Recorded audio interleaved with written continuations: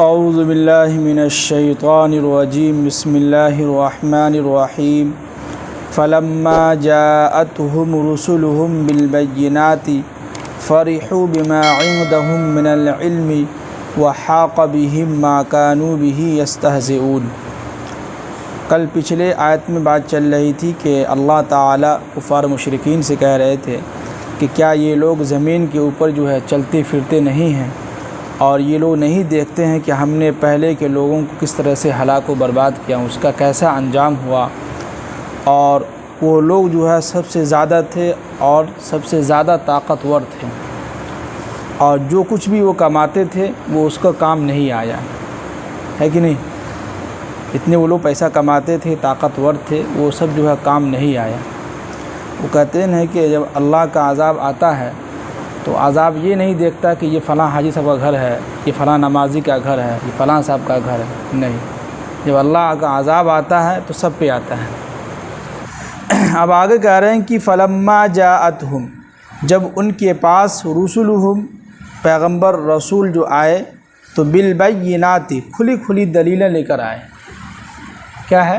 جب ان کے پاس پیغمبر گئے اور ان کو بتلایا اور کھلی کھلی نشانیاں اور دلیلیں لے کر ان کے پاس گئے تو فرحوا بما عندهم من العلم، اس کے باوجود بھی وہ لوگ اپنے علم پر ناز کرتے تھے، تکبر کرتے تھے۔ جو کچھ علم وہ سیکھے ہوا تھا اور اپنے بلبوتے پہ جو پیسہ کماتا تھا، طاقتور تھا، اور جو بھی علم سیکھے ہوا تھا اس علم پر یہ لوگ تکبر کرتے تھے، فخر کرتے تھے، اور یہ کہتے تھے کہ تم نبی ہو، ہم تمہاری بات کیوں مانیں، ہم اپنے محنت سے پیسہ کما رہے ہیں اور کھا رہے ہیں، ہمیں اس سے کوئی مطلب نہیں ہے کہ نہیں؟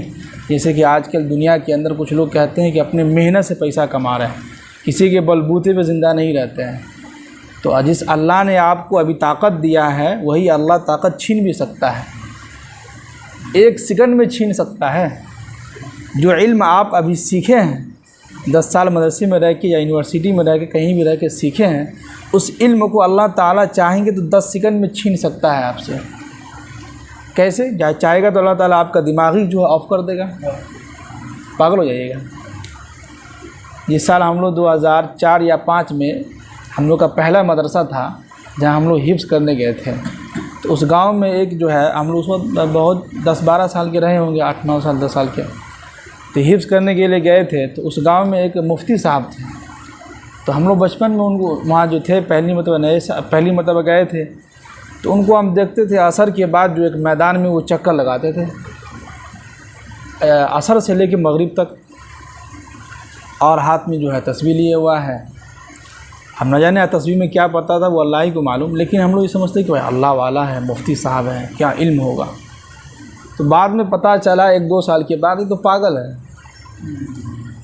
کیسے؟ تو یہ ہر وقت اپنے علم پر فخر کرتا تھا، کلاس میں کہتا تھا کہ ارے ہم کو سب کچھ آتا ہے، اور 24 گھنٹہ کتاب لے کے بیٹھتا تھا، پڑھتا تھا ہر وقت کتاب۔ تو جس کی وجہ سے اس کا دماغی آف ہو گئی، ختم ہو گئی۔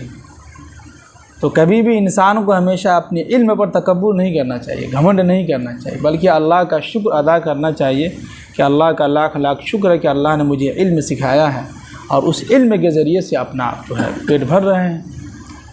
اسی میں علماء کرام کتاب میں لکھتے ہیں کہ یہ دنیا کا علم ہے، ڈاکٹر ہے، انجینئر ہے، پروفیسر ہے، اور جو دنیا کا علم ہے یہ علم نہیں ہے، یہ ہنر ہے، پیسے کمانے کا ہنر ہے۔ حقیقی معنی میں علم وہ ہے جو قرآن و حدیث کا علم ہے، یہ علم، اس کو علم کہتے ہیں۔ اور جو دنیا کی تعلیم ہے وہ علم نہیں ہے، اس کو ہنر کہتے ہیں، پیسہ کمانے کا ایک طریقہ ہے، کس طرح سے لوگوں کے جیب سے پیسہ نکالیں، کس طرح سے پیسہ ہم لوٹیں، کس طرح سے لوگوں کے جیب سے پیسہ کھینچتے رہیں، ایک ہنر ہے۔ اور حقیقی معنی میں علم وہ ہے جو قرآن و حدیث کا علم ہے، یہ صحیح علم ہے۔ تو جب ان کے پاس پیغمبر کھلی کھلی دلیلیں لے کر آئے تو وہ سارے کے سارے لوگ اپنے علم پر فرحو کے معنی آتے ہیں خوش ہونا، تکبر میں آنا، گھمنڈ میں آنا، اتراتے تھے، ناز کرتے تھے، بھائی ہمارے پاس تو بہت کچھ علم ہے، ہم تو اپنے علم سے پیسہ کما رہے ہیں، اپنے نالج کی وجہ سے پیسہ کما رہے ہیں، تمہاری بات ہم کیوں مانیں؟ وہ لوگ جو یہ بات کہتے تھے۔ اور آگے فرمائے کہ وَحَاقَ بِهِمْ مَا كَانُوا بِهِ يَسْتَهْزِئُونَ، اور جس چیز کا وہ پیغمبروں کے ساتھ جو مذاق ان کا بناتے تھے اور مذاق جو اڑایا کرتے تھے، انہی چیزوں سے اللہ نے ان لوگوں کو گھیر دیا ہے کہ نہیں۔ وہ لوگ کہتے تھے کہ طاقتور ہیں، ہم لوگ کو بہت کچھ آتا ہے، تو اللہ نے اسی میں ان لوگوں کو ایسا گھیر دیا کہ ہمیشہ تباہ و برباد ہو گئی۔ جی اب آگے کہہ رہے ہیں کہ فلما، جب ان لوگوں نے رعوا بأسنا، ہمارے عذاب کو اپنی آنکھوں سے دیکھا، جب ان کے اوپر عذاب آنے لگا اور اپنی آنکھوں سے دیکھا کہ عذاب آ چکا ہے، تو قالو، ان لوگوں نے کہا کہ آمنا باللہ وحدہ، ہم ایک اللہ پر ایمان لاتے ہیں۔ کیا کرتے ہیں؟ ہم ایک اللہ پر ایمان لاتے ہیں۔ لوگ کہتے ہیں کہ جب آدمی کسی مصیبت میں پھنستا ہے تب کہتا ہے یا اللہ اب اس مطلب معاف کر دے، اگلی مرتبہ سے جو ہے انشاءاللہ ہم جو ہے نیک کام کریں گے۔ جب ٹھیک ہو جاتا ہے پھر وہی کام شروع۔ تو یہ جو ہے زندگی جو ہے ہمیشہ جو ہے دوبارہ ملتی نہیں ہے، یعنی کہ بیماری، یہ صحت، یہ ساری چیزیں جو ہے اللہ تعالیٰ کسی ایک، یعنی کہ آپ کو کسی ایک چیز میں مبتلا کر دے گا تو بہت مشکل ہے کہ آپ ریکوری ہو کے صحیح طریقے سے کریں۔ اگر آ بھی جاتے ہیں تو کچھ نہ کچھ بیماریاں رہیں گی۔ تو اس سے اچھا کہ اللہ نے ابھی صحت دیا ہے تو اسی صحت کا شکریہ ادا کرتے ہوئے اللہ کے سامنے سر کو جھکاتے رہیں۔ جیسے کہ ابھی ہم گھر گئے تھے تو ہمارے ایک بہنوئی ہیں، وہ بھی امام ہیں، تو وہ کہہ رہے تھے کہ صرف 5 منٹ کا مدرسہ ایک کتاب ہے، اس میں لکھا ہے کہ جن لوگوں کو ڈائبٹیز ہے، شوگر کے مریض ہیں، ان لوگوں کا ایک طریقہ بتلایا کہ وہ لوگ جب نماز کے لیے نیت باندھیں تو جب وہ سجدہ کریں تو سجدہ میں جو لمبا ہو کے سجدہ کریں۔ کچھ لوگ جو ایسے سجدہ کرتے ہیں، تو اس کتاب میں لکھا ہے کہ اگر جو شخص اگر سجدہ ایسے پورا پھیل جائے اور لمبا سجدہ ہے، یعنی کہ یہ پورا سکور کے نہیں، بالکل لمبا سجدہ اگر کرتا ہے تو اس کو یہ بیماری نہیں ہو سکتی ہے۔ اگر ہے تو ہو سکتا ہے کہ ختم ہو جائے، تھوڑا سا کم ہو جائے۔ یہ کتاب کی بات بتلا رہے ہیں، کوئی حدیث کی بات نہیں بتلا رہا ہے، ایک علماء کرام نے لکھا ہے یہ بات، طب نبوی میں اور جو ہے اس میں جو لکھا ہوا ہے، باقی حدیث سے کوئی ثابت نہیں ہے، لیکن ایک بات بتلایا گیا کہ اگر کوئی شخص ڈائبٹیز کے مریض ہے، شوگر کے مریض ہے، تو وہ نماز جو ہے تھوڑا لمبی کرے، قیام جو ہے تھوڑا لمبا کر دے اور سجدہ جو ہے تھوڑا لمبا کرے۔ اب ایسا نہیں کہ گئے اٹھ کے چلے آئے، گئے کوا کی طرح جو ٹھونگ مار کے جو اٹھ کے چلے آئے، تھوڑا سا لمبا سجدہ کریں گے تو ہو سکتا ہے کہ تھوڑا سا بیماری کم ہو جائے اور اس میں تھوڑا سا ہو جائے۔ تو وہ لوگ جب اپنے آنکھوں سے عذاب کو دیکھا تو ان لوگوں نے کیا کہا کہ ہم جو ہے ایک اللہ پر ایمان لاتے ہیں، اور وَكَفَرْنَا بِهِ وَكَفَرْنَا بِمَا كُنَّا، اور جس چیز کو ہم شریک کرتے تھے، بِمَا كُنَّا بِهِ مشرکین، اللہ کے ساتھ شریک ٹھہراتے تھے، ان سب سے ہم انکار کرتے ہیں، ان سب سے ہم توبہ کرتے ہیں۔ دیکھ رہے ہیں جب انسان عذاب کو سامنے دیکھتا ہے تو سب سے پہلا جو معافی مانگتا ہے اللہ کے سامنے، گر گر آتا ہے، پتہ نہیں کہ اللہ کے سامنے گھٹنا ٹیک دیتا ہے انسان۔ اب آگے کہہ رہے ہیں کہ فَلَمْ يَكُ يَنْفَعُهُمْ إِيمَانُهُمْ، تو یاد رکھو کہ جب ان لوگوں نے ہمارے عذاب کو دیکھا تو اس وقت اس کا ایمان لانے سے کچھ فائدہ نہیں ہوا۔ کیا ہوا؟ کچھ فائدہ نہیں ہوا، نہ ہوگا، ہے کہ نہیں؟ وہ کہتے نہیں کہ چڑیا جو ہے چگ گئی کھیت، جو ایک مرتبہ بندوق سے گولی نکل گئی واپس نہیں آ سکتا ہے، ایک مرتبہ زبان سے جو بات نکل گیا وہ واپس نہیں آ سکتا ہے۔ تو وہی ہے کہ جب ایک مرتبہ آپ نے اللہ کی عذاب میں جب گرفت ہو گئے، اب کہہ رہے ہیں کہ ہم جو ہے اللہ یا اللہ ہم جو ہے معافی چاہتے ہیں، اب جو ہے ہم جو ایک اللہ آپ کی عبادت کریں گے، تو اللہ تعالیٰ کہہ رہے ہیں کہ ان کا ایمان لانا اب کچھ فائدہ نہیں ہوگا، کچھ بھی فائدہ نہیں دے گا اس کو۔ اب آگے اللہ تعالیٰ جو ہے سورہ مومن کی آخری آیت میں بہت ہی اہم بات بتلا رہے ہیں کہ سنت اللہ التی قد خلت فی عبادہ، یاد رکھو، خبردار، اللہ کا جو معمول ہے، اللہ کا جو قانون ہے، اللہ کا جو دستور ہے، اپنے بندوں میں پیچھے سے جو چلا آ رہا ہے وہی چلتا رہے گا۔ یعنی جو قانون اللہ نے، شریعت نے ایک مرتبہ اللہ کے نبی صلی اللہ علیہ وسلم کے زمانے میں نازل ہو گیا، اب کوئی نیا دستور، کوئی نیا قانون، کوئی نیا دین نہیں آنے والا ہے، نہ کوئی پیغمبر آنے والا ہے، سب ختم۔ تو یہ اللہ تعالیٰ کہہ رہے ہیں کہ جو قانون ہم نے قرآن میں بیان کر دیا ہے اور جو پیچھے سے چلا آ رہا ہے وہی چلے گا، کہ تم جو ہے ہمارا نافرمانی کی ہو، تم کو عذاب ہوگا تو ہوگا، تم کو عذاب ملے گا تو ملے گا، اب تمہارا ایمان لانے سے کچھ فائدہ نہیں ہوگا۔ اب آگے کہہ رہے ہیں کہ وَخَسِرَ هُنَالِكَ الْكَافِرُونَ، تو اس موقع پر جو ہے تمام کے تمام کافر جو ہے نقصان اٹھانے والوں میں سے ہو گیا۔ نقصان ہوا کہ نہیں؟ کتنا بھاری نقصان ہوا۔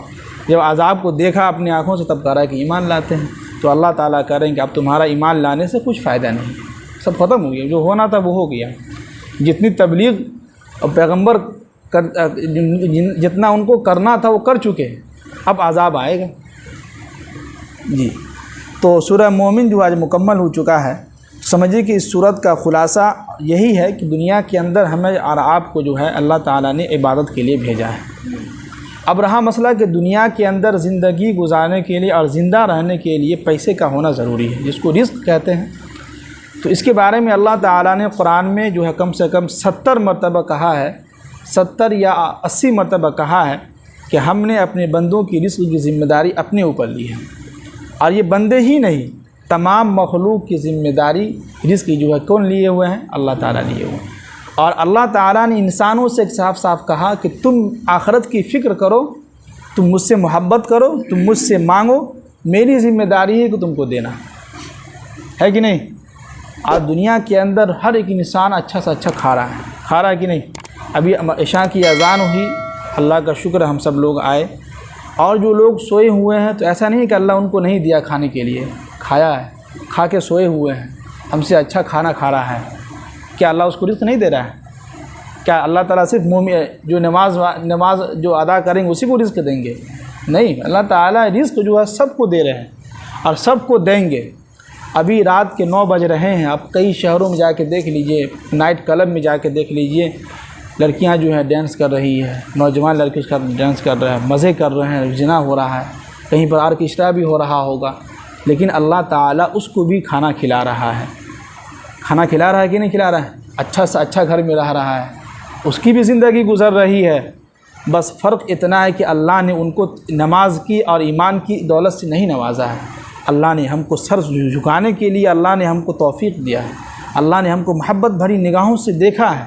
اللہ تعالیٰ ہم سے محبت کرتے ہیں تبھی تو ہم مسجد میں آئے ہیں، اگر اللہ تعالیٰ ہم سے محبت نہ کرتے تو ہم یہاں آتے؟ اللہ تعالیٰ ہم سے محبت کیے ہیں اور کر رہے ہیں تبھی اللہ تعالیٰ ہم کو توفیق دے رہے ہیں 5 وقت کی نماز کی۔ کھانا تو ہر ایک انسان کھا رہا ہے، کئی لوگ کھا کے سو گئے ہیں، اللہ کا شکر ہے ہم لوگ بھی ابھی نماز کے بعد جو لوگ نہیں کھائیں وہ کھائیں گے جا کے، اللہ ان کو بھی کھلا رہا ہے۔ تو رزق کے معاملے میں یاد رکھیں کہ اللہ تعالیٰ سب کو رزق دے رہا ہے۔ سب سے اہم جو دولت ہے وہ ایمان کی دولت ہے، وہ نماز کی توفیق کا ملنا، یہ سب سے اہم۔ یہ اگر نہیں مل رہا ہے تو پھر آپ کا کچھ فائدہ نہیں ہے، پھر یہ پیسے کبھی کچھ کام نہیں آئے گا، کبھی بھی کام نہیں آئے گا، جتنا بھی آپ پیسے کما لیجئے کوئی کام آنے والا نہیں ہے کہ نہیں؟ اللہ تعالیٰ ہم سب کو عمل کی توفیق نصیب فرمائے، آمین۔ سبحان اللہ۔